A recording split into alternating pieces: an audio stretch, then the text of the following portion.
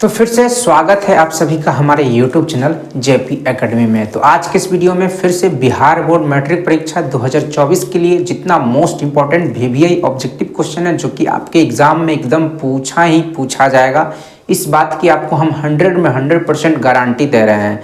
तो जो विद्यार्थी इस बार एग्ज़ाम देने वाले हैं 2024 में जो एग्ज़ाम स्टार्ट होने वाला है तो उनके लिए वीडियो बहुत बहुत इंपॉर्टेंट है। तो सोशल साइंस के अंतर्गत आपका जो ज्योग्राफी आता है, ज्योग्राफी यानी कि भूगोल का जितना भी आपका मोस्ट इम्पोर्टेंट आपका चैप्टर वाइज जो है ऑब्जेक्टिव क्वेश्चन सबका जो है डिस्कशन करवाते हुए आगे बढ़ रहे हैं। और ये हम लोग आ गए हैं चैप्टर जो है आपका कृषि संसाधन, पिछले वाले में कृषि जो चैप्टर है उसको ख़त्म कर दिए थे और इस चैप्टर में जो है आपका उद्योग से जुड़ा हुआ बहुत बड़ा चैप्टर है। इसमें से आपका मोस्ट इम्पोर्टेंट जो ऑब्जेक्टिव क्वेश्चन आएगा ही आएगा उन्हीं को लेकर आए हैं और कुछ जो ऑब्जेक्टिव है आपका परिवहन का ले लिए हैं। ठीक है, नेक्स्ट वीडियो में आपका परिवहन कंप्लीट करवा देंगे। तो जल्द से जल्द जो है आपका ज्योग्राफी पूरा एकदम 100 में 100 जो भी क्वेश्चन आएगा एकदम फिक्स है कि इससे बाहर नहीं आएगा ज्योग्राफी का। ठीक है, और भी वीडियो हम लोग लाने वाले हैं जल्द ही और सब्जेक्ट का। ठीक है, क्योंकि ज्योग्राफी में आपका 27 से 28 क्वेश्चन जो है ज्योग्राफी का रहता है, तो कहीं ना कहीं ये बहुत बहुत इंपॉर्टेंट हो जाता है। तो आप ध्यान से सुनते चलेंगे, एकदम आराम से जो है समझाते हुए एक लाइन में है आपको पूरा का पूरा वीडियो जो है आपको समाप्त करवा देंगे, यानी कि अच्छे से कॉन्सेप्ट क्लियर हो जाएगा।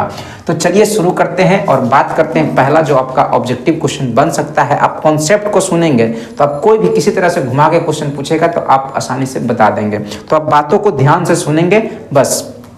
ठीक है, तो यहाँ पे पहला लाइन लिखा हुआ है भेल, सेल, दुर्गापुर, भिलाई, राउरकेला, ये सार्वजनिक उद्योग हैं, है ना। आपसे एग्जाम में क्या करेगा, दे देगा और पूछेगा निम्नलिखित में से कौन सा सार्वजनिक उद्योग है या कौन सा नहीं है। तो आपको छांटने में सुविधा होगा यदि आप ये जानेंगे।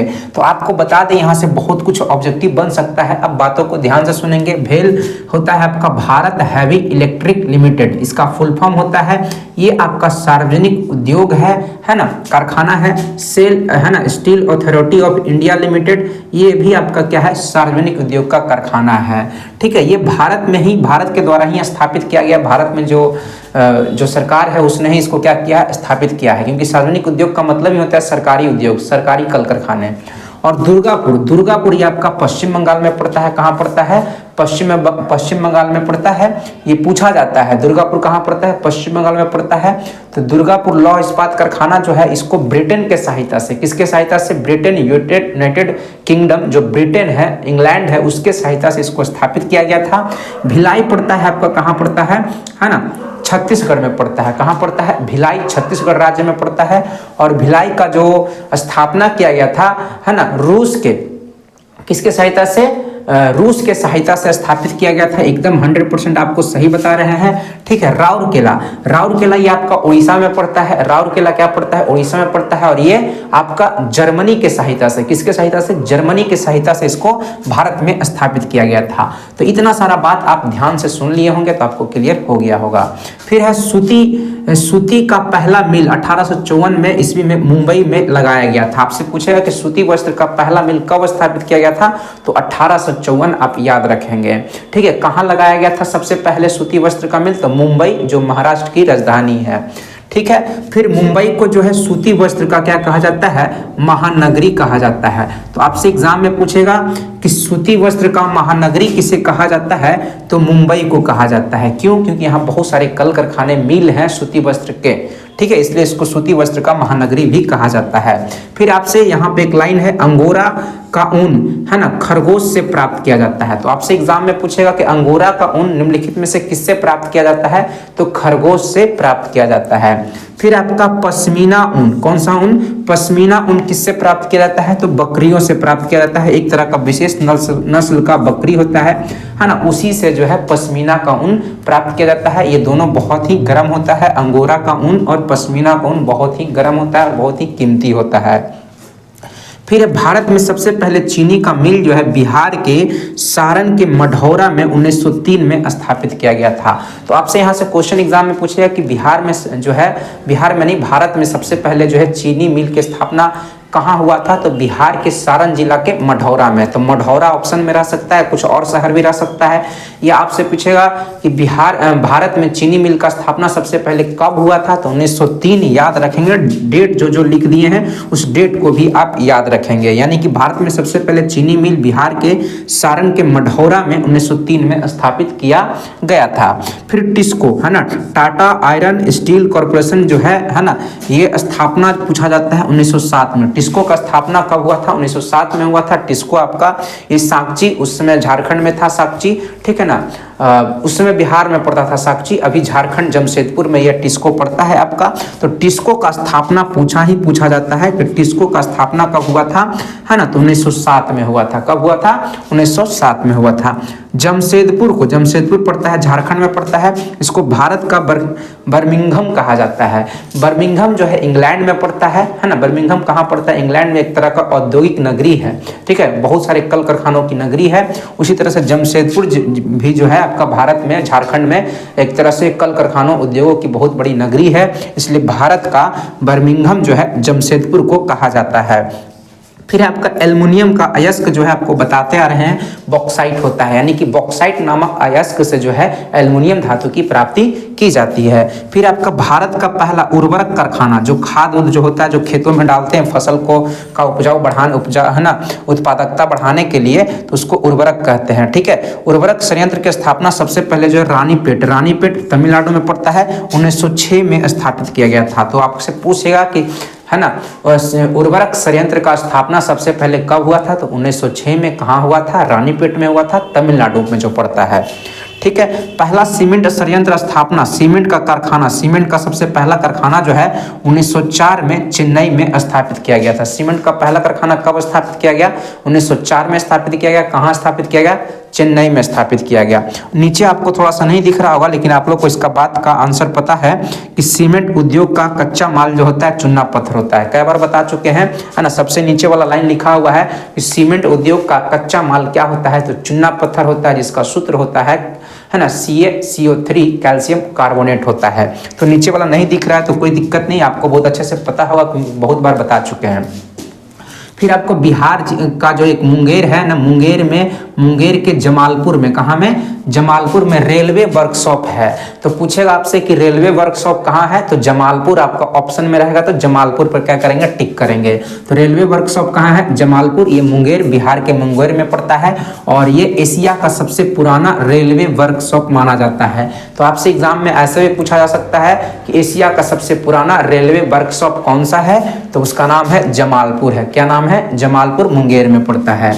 बंगलोर को इलेक्ट्रॉनिक उद्योगों की राजधानी कहा जाता है ना। इलेक्ट्रॉनिक उद्योगों की राजधानी किसे कहा जाता है, तो बेंगलोर को कहा जाता है। बेंगलोर जो है कर्नाटक की राजधानी है।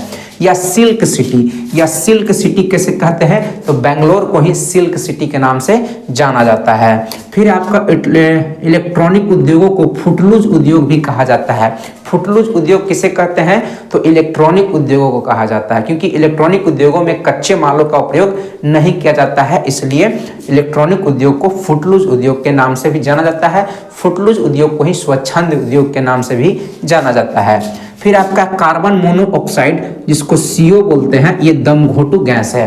तो दमघोटू गैस किसे कहते हैं, तो कार्बन मोनोऑक्साइड को कहते हैं। कार्बन मोनोऑक्साइड CO को जो है दमघोटू गैस के नाम से जाना जाता है। ये जहां भी इसकी मात्रा होती है बहुत ही घुटन सा महसूस होता है, ठीक है।